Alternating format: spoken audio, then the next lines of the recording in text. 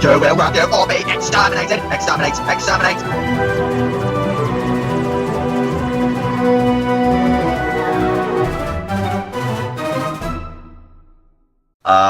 But yeah, so the thing I like in this is definitely that the Autons use many different methods to try and kill instead of just shot window dummies, which is what they did. Though I would say, well, the daffodils killing is like really it's creepy. really Like smart, that's like creates a moss and then. I always think like the plastic suffocation like is kind of one of the most horrible ways to die because like You just can't breathe. you just can't move it. Asphyxiation, yeah. It's quite horrible. The telephone wire was a bit kind of ridiculous. It's obviously the footage is played backwards. It was wrapped around and then just pulled it off. It's just so silly, like, and it's like, but it's saying that wire doesn't really move around him realistically. It needs to go around his neck but, anyway. Like the face he makes is like, it kind of goes cross-eyed, and it's like something you would see in like a cartoon. It really does. It should have gone round. It's kind of comparable to, well, I guess also the spearhead in space, I guess, with the tentacle. Yeah. I definitely that episode. So episode 2 cliffhanger. That is. Oh, which one was that one? That was when they revealed that the policemen were Autons. That was a really good twist. Yeah, that was. Like, I remember the second time I watched it, I totally forgot about that, and like that caught me off guard. I was like, oh! I didn't. My first time watching this wasn't all that long ago, but yeah, no, I didn't really think about Nobody sees it. it coming. Yeah, You're just like, oh, they've been rescued. It's all good. And it's like, oh man, I see your card. He just pulls off his face and it's an auto. I was like, whoa. And they have the bit at the quarry, good old quarry for Doctor Who.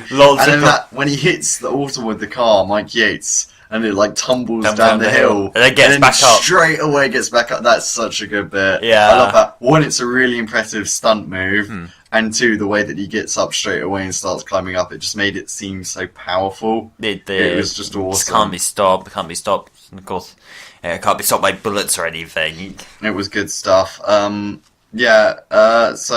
Farrell Senior. Oh yeah, Farrell Senior. I really like how he's acted actually. I did. Actually, acting quality in this episode, just in general, is like really high quality. But I did particularly know Farrell Senior. And very much. Just that doll is creepy as hell. Yeah, the green screen for that's not too bad. No, it's far from the worst. Like I had even pointed to the episode like Robot as being a more glaring like green screen. Yeah, this one blends it in well enough. Like it isn't perfect. You can tell it is green screen. Yeah, but by comparison, some things that came later, it is actually pretty decent. Also. So I remember when I was younger, I'd gone to bed, but my sister had watched this thing about Doctor Who, and they showed that clip, and that gave her nightmares. That clip there, even like, and that's what people complain that was too creepy, and it actually does show that it was pretty creepy because it gave my sister nightmares. But I missed it, and I was looking for ages to try and find this episode of this creepy doll which came to life and then killed it. And like in my mind, I had this really creepy thing, and I watched this. I was a bit disappointed, really, because it wasn't like. Because in my mind, I was seeing it obviously in like series 2 kind of darkness at the time, because that was the time it was on. So it was like Idiot's Lantern, it was like, you know, really high quality, like tilted camera angles, and this really like hairy troll kind of doll thing. Because I was thinking like a really like kind of like more like a Yeti, really, like the Patrick Houghton Web of Fear Yeti, not the Abominable Snowman, and that kind of killing it. But like, I didn't expect this midget troll kind of. Yeah. But so I was happy when I finally saw it, because I was like, finally the story that it was. See it. But I mean, it shows it's kind of got legendary, and this one has quite a few kind of definitely rememberable scenes. Yeah. The chair kill, the Master's kind of first words to the Doctor, like. Hello, Doctor. Basically, goodbye. And I love that, and that's such a famous line. And then also the troll. It's got very many kind of memorable scenes. Yeah, it's not the best story ever, but it's definitely got very memorable moments. It's definitely memorable. It's definitely memorable. But the green screen looks nice. But one thing I noticed here. The move, how it actually moves is kind of odd. I imagine it's quite difficult to move around in like that kind of costume, but it does move quite, it moves odd. like a toddler. Yeah. I think they should have done more of a creepy, kind of like a Child's Play, how they should have filmed it, like the legs, like never actually showing it entirely move until it attacked Joe. That is when we should have seen it fully kind of attack. Though you could literally just kick it. I mean, come on. The scene in the car was quite nice, where like he had the heating on too loud. It gets up and then he turns down the heating, so you're like, oh, it's gonna kill him. And then he turns down the heating and opens the window. And actually, the death of Mr. Farrell was quite brutal. That really is. I think it's the Mrs. Farrell's scream, really. Yeah, that really does it. And when you see her later, they portray that quite, It is scary. Yeah. And the amount of deaths, it's good again. It shows threat, which New Who just seems to forget, and they kill secondary characters who've had no time on the screen. I'm trying to even think of some from the most recent series, and I can't really think of any.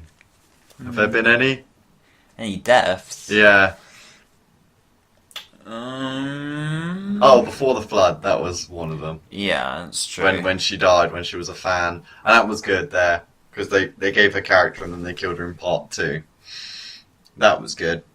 But yeah, you see, it's bad that we're trying to think so hard, but in this we can list, like 2 characters which were sad. Farrell, the guy in the chair gets quiet there, we didn't know him too much. But also the other scientist who has the bomb and then runs out and throws it, but still dies. Yeah. That was quite a good scene. That was it has feeling. But yeah, Robert Holmes is just very creative with this one, with the amount of the daffodils are definitely a really good idea. Oh yeah, great idea. Kind of reminds me of Teletubbies a bit, which is like the which is a shame. Actually, it does really make a shame that the fact that they haven't done more of the Autons since.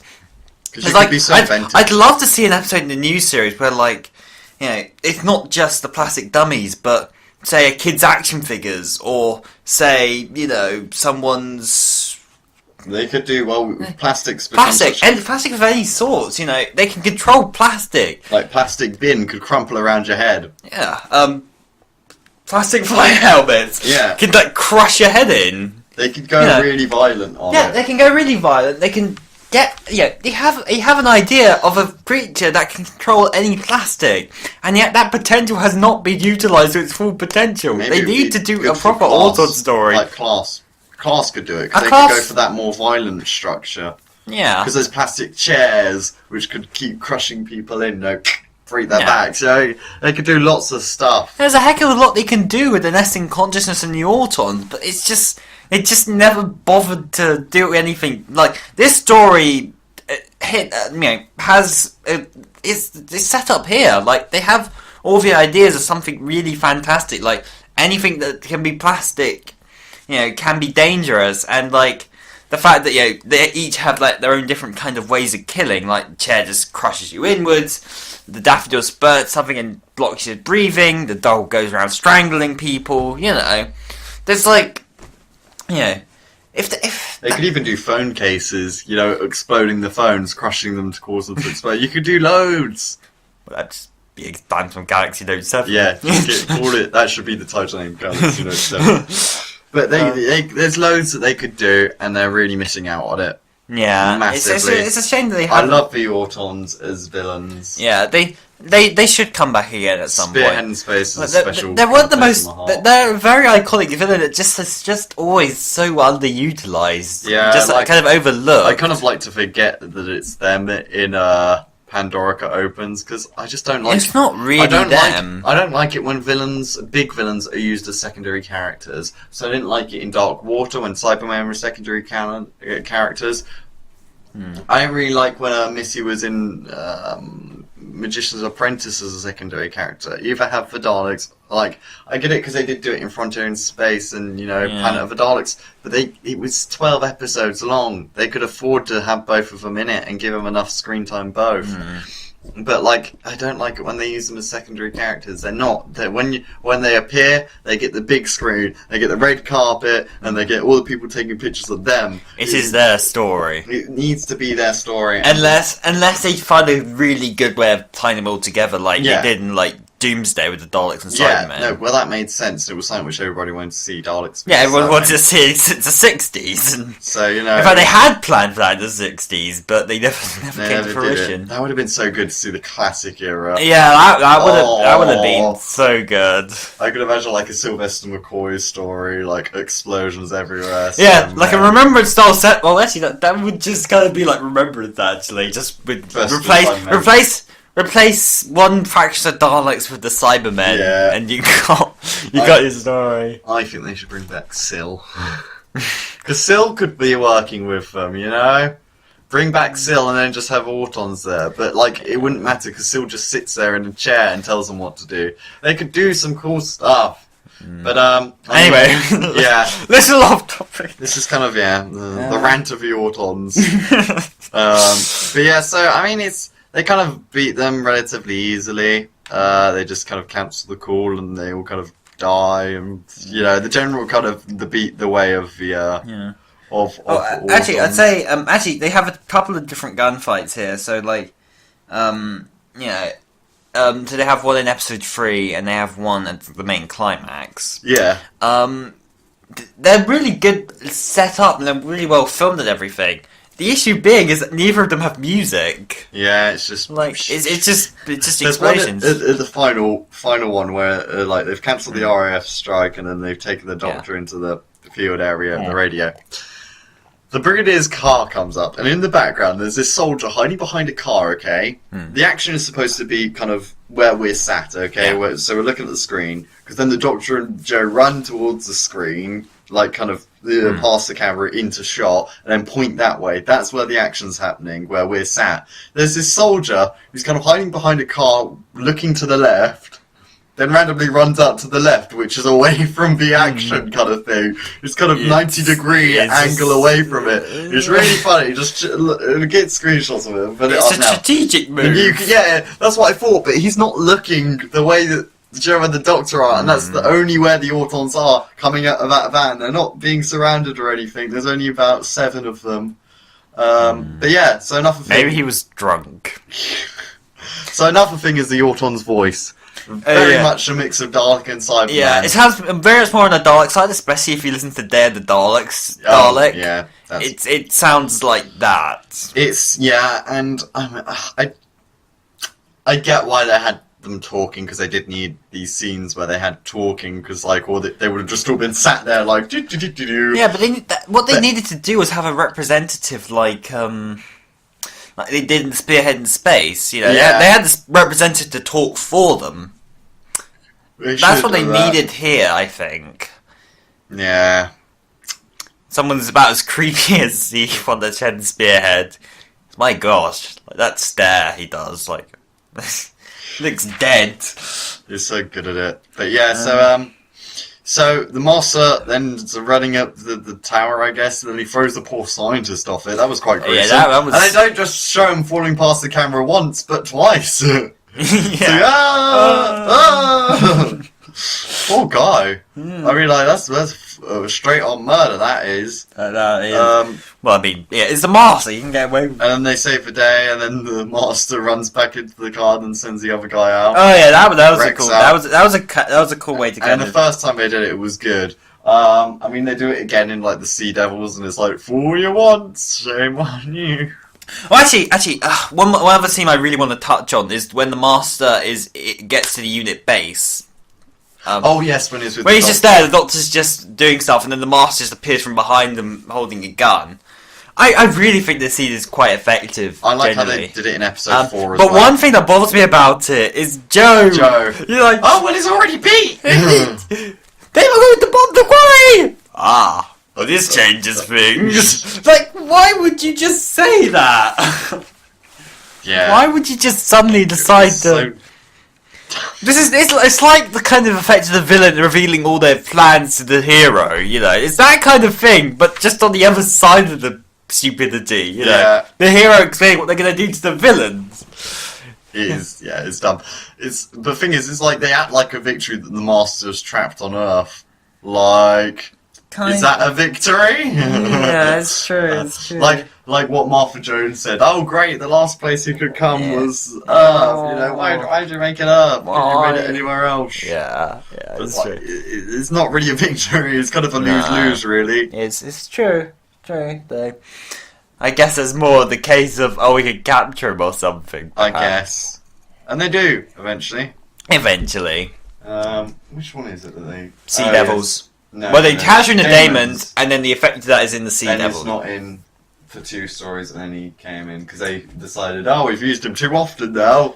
Well, they kind of did. They did. He's in every single episode of. I think he's in every episode. He is. Of He is. season 8. He's in That every is the one. master season. That is. That's where they put all of them. And like some stories didn't necessarily need to have him in there necessarily. I'd say probably they made him fundamental to Claws of all of them, but Axos. I think Claws of Axos and possibly Colony in Space. You know. They could. Yeah, they didn't really need him there. Though it's because he gets his dematerialization. I mean, it makes sense, but at the same time, like, yeah, if you're gonna figure out a couple of, you didn't need. They were trying to do the Moriarty thing, but it was too much. It's a bit too much. It was too much. He's good in the Daemons, though. That is awesome. One issue, like, because we started to turn out to the ending, but the Master is convinced to give up so easily, like so easily. It's like, oh shit, maybe not. Maybe I should have. Did he not even consider the possibility of the fact that these people could betray me? Like, surely, and the Doctor just briefly mentions that, and he's just like, all right, never even considered. I thought these Auton people, they were good, honest things. Like, oh my goodness. Hurts. Nested, why? But I seriously, why? Hello, darkness, my old friend. Well, I mean, that was really easy. And that happens a few times, really. But yeah, so I think he's convinced like everything's going to pot, and then then he did the whole cool thing with the Master escaping and throwing them off and all that. they do it cool. But yeah, anyway, so And then they kind of just one more thing. Sorry, I know you're not ended, but they have they're just finishing off with like Master just escaped, and then immediately they cut back to the headquarters just to do this little end line. Like, I don't see why they couldn't have done that out on the field. Because everybody would have gone, oh, well, they would have just tracked the car, because that's literally what I said. I was like, but they could literally just have a helicopter follow the van. So, it kind of, to be fair, it is good that they said they found it, but he was nowhere to be seen, because, that would make sense. I guess. Anyway, so 3 good points. Okay, so, Roger Delgado's Master in general. Yeah. Fantastic. He's creepy. The hypnosis is Great effective. Yeah, it's a fantastic introduction to the character. I would say the general script, Robert Holmes' script, is fantastic. Really solid throughout. I would say how creative they go with a lot of the how they use the Autons and the fact that they use the daffodils and the doll and stuff, and they do it more with it, and it's effective, it's creepy. It's good. It's good.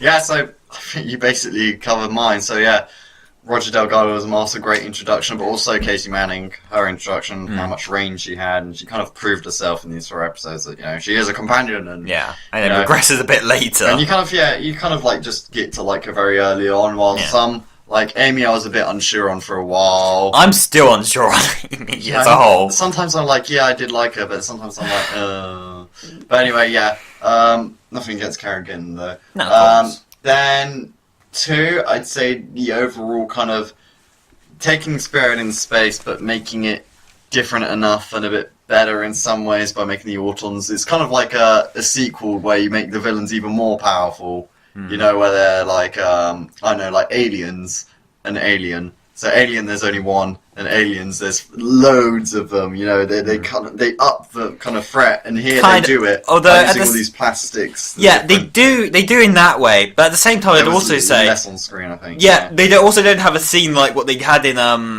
spearhead to where they're just wandering down the high street gunning people Just down. gunning people down. Yeah, they only had... I mean, they showed some people getting killed, but not, you know... Yeah, they only did the daffodil I'd say Jacob Spearhead is a better story, but we'll get to that.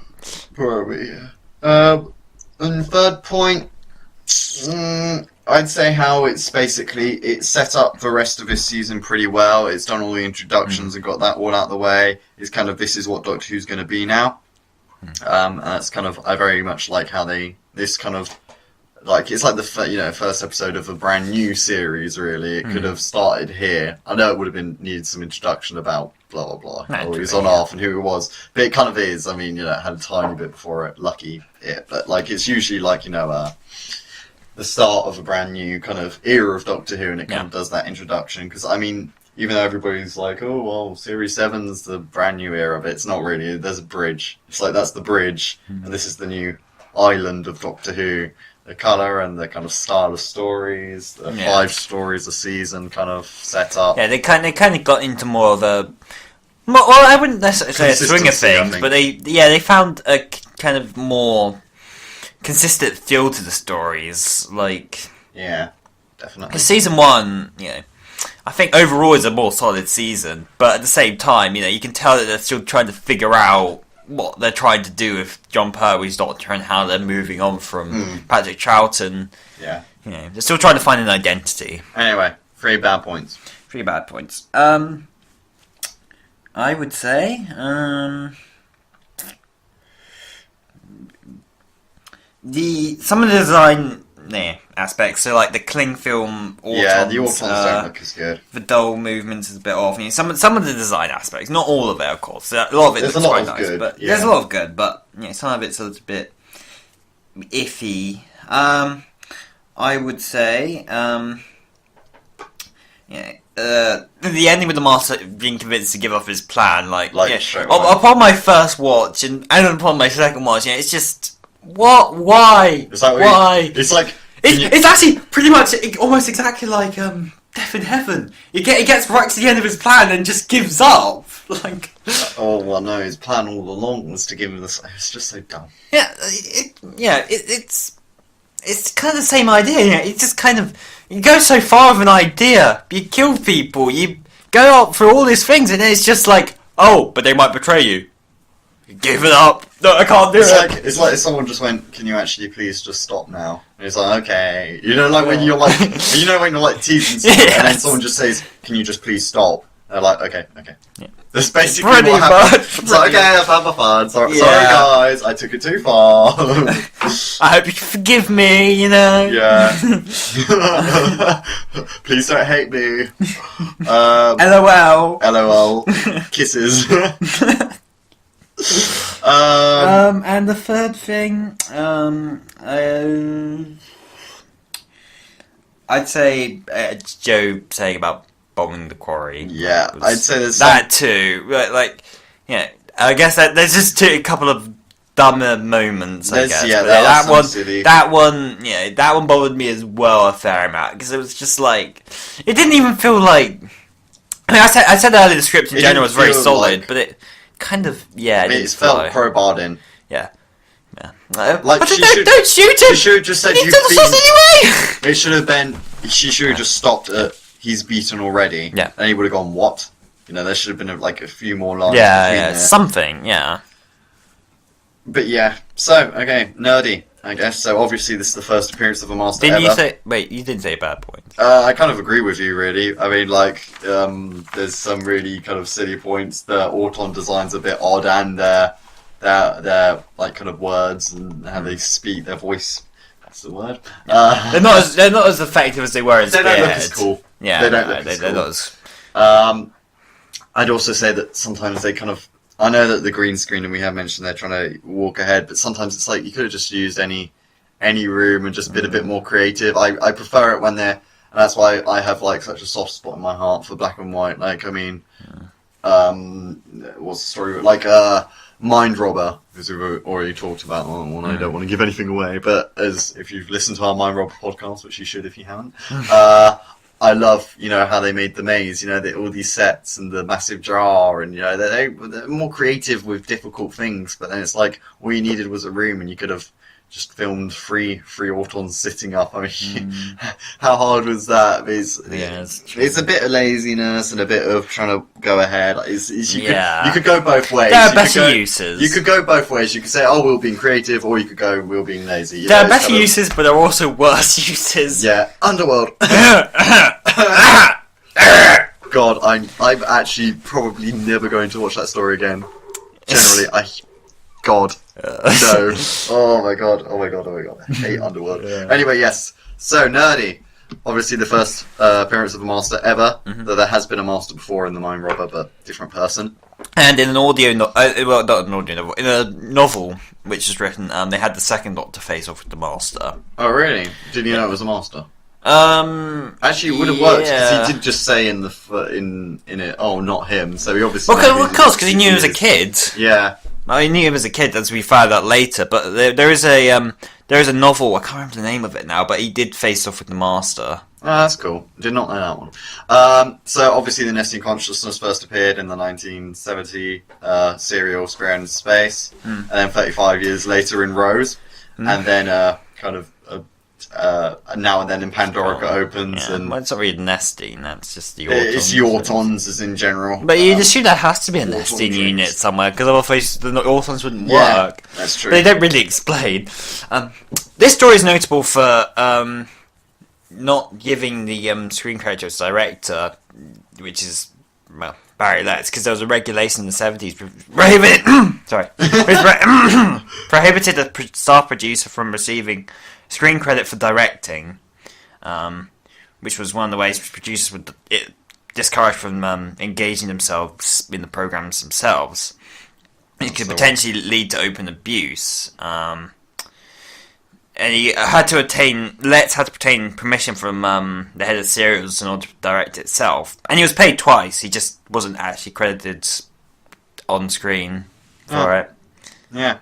The serial introduces the Master's signature weapon, later called Tissue Compression Eliminator, but wasn't named until Time Fight. That's ages after. Really?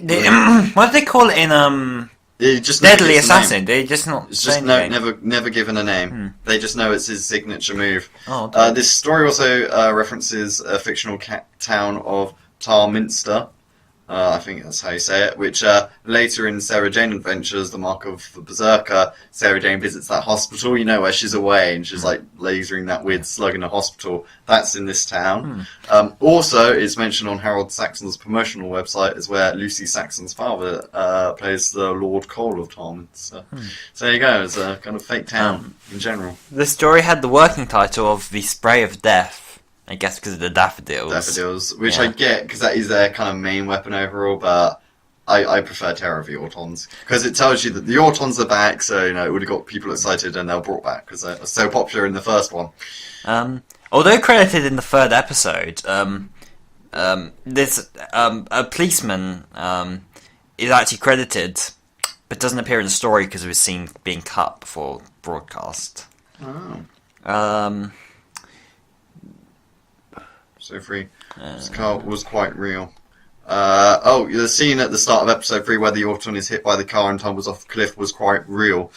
Dinny Powell was driving the vehicle in place of actor Richard Franklin, and stuntman Terry Walsh playing the Auton fell further down the slope than intended, being injured in the mishap. He nevertheless got back up to his feet in the same take as planned.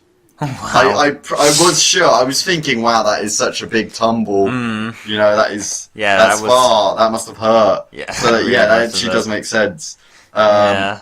Let's request the scene near the story's ending in which Yates yells to the Doctor, "We've got him now, be shot," because Franklin's performance was too over the top. Franklin was grateful for this. That's good. We've got him now! That's probably how over the top it was. Yeah, probably. So, hang on.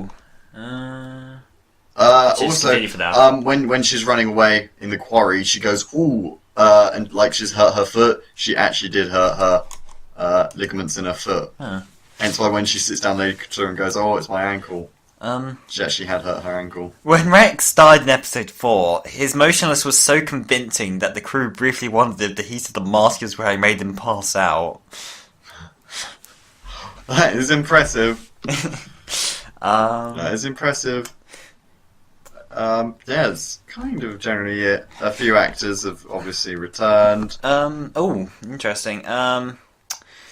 Nicholas Courtney suffered from a sudden illness, attack of depression during his filming, so his dialogue was rewritten to reduce the Brigadier's involvement. However, he was able to return within a few days, so was able That to... probably explains that stunt double Yeah, then. probably. In the probably. Michael Wisher, the young Rex Farrell, has done uncredited voice work on Seeds and previously appeared in The Ambassador's Death as a TV news anchorman, and later Carnival of Monsters as the Machiavellian political calic. He went on to do various Dalek voices in Planet of the Daleks and Death of the Daleks, and became well known the first actor to play evil genius Davros in Genesis of the Daleks. His final appearance was as a member of a crew in the Monstran probe in Planet of Evil. So Michael Wisher did quite a lot. He did. So that's quite cool that he was Rex first. So actually get to see his face for once. Yeah. Proper phase, yeah. When we see Farrell Senior and Mrs. Farrell in their home in episode 2, part of the set furnishings to the sitting room includes a famous window borrowed from a BBC children's series called Play School. Yeah. Cool. So yeah, there you go, as nerdy. So, conclusion, comrade.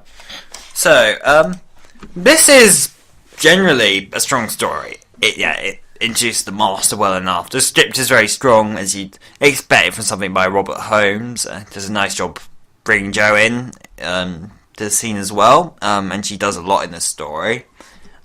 Again, more than she does later, really, which is kind of a shame in a way. Not that she isn't useful at points later, but she could have done more, as you can see by this story. The action was quite good. All the locations were varied, and it was quite a brutal episode as well. Generally, I like it. There's a few issues which kind of hold me back from fully putting it high. Yeah. In many ways, the story is considered a classic. It is, but it's not the highest. I wouldn't call this the greatest story ever by any means, but it's an enjoyable romp. If you're a Doctor Who fan, well, I guess by watching all the podcasts, presumably you might have seen it. But I would consider it. If you haven't, for any reason, despite us just telling you the entire story, I'd definitely say give this a watch. It's a strong story. Not the best. But it's a strong story. That's why it gets my rating of a 7 out of 10. Nice. So my conclusion is Terror of the Autons feels like a pilot for a brand new era of Doctor Who. With a new companion and recurring villain being introduced, it has a lot to juggle about, and I'm glad to say they execute it rather well. To be perfectly, while this is not the best Pertwee story, it's still very, very memorable with very, very memorable scenes like the telephone call at the end of episode 3, and definitely the troll scene. And definitely Jo's kind of introduction as well, and you kind of get an idea of her goofy nature, which is they set up very well. It's mainly memorable for Roger Delgado. Its cliffhangers, Roger Delgado is just so good in it. He is. Katie May does a brilliant job making herself very likable to the audience. Though she does scream a lot and get into trouble, she does it in such an endearing way when she's with the Doctor, and she's just so cute and cuddly, it's not annoying like Susan was. Susan just got annoying, but because Katie just has this such endearing, like a bit like a puppy, when they do something wrong and they look sad, it's cute. But so that's so it's not annoying. They do add to the Autons a lot by giving them lots of different weapons. The voices is a bit but and the way they look. But if you look past that and look at the general story, They brought back villains to help introduce the Master, so they didn't need to spend too much time on it. They are the kind of secondary here, but they're kind of equal with the Master. They are the main threat. The Master's just the puppet master. So yeah, this story is enjoyable, and it's a great one to kick off a series of Doctor Who, and I definitely say it's worth being at least one of the, say you had only you could only watch 5 or 6 John Pertwee stories in your life. I'd say this one, definitely consider this one. Though there are a lot of good John Pertwee episodes. But if you like the Master, definitely go back and watch this one as his first story, because this kind of shows you the Master at his best. So I give Terror of the Autons an 8 out of 10.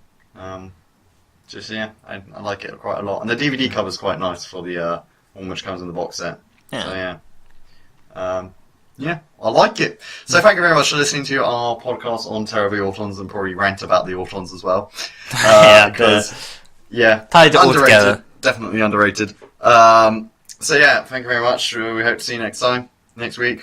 Maybe or not. Possibly. So subscribe or not. You can't just be one of these hypnotized by the Master. You have to break free of that. You have to be like Joe. Break free. Break free. Don't set off the bomb. Break free. Subscribe or not. Watch some others. Maybe not. See you next week. Maybe not. Unless you steal your dematerialization circuit, so you can't go anywhere. Yeah. Bye. Boy. Or maybe not. Boy. Okay. Maybe.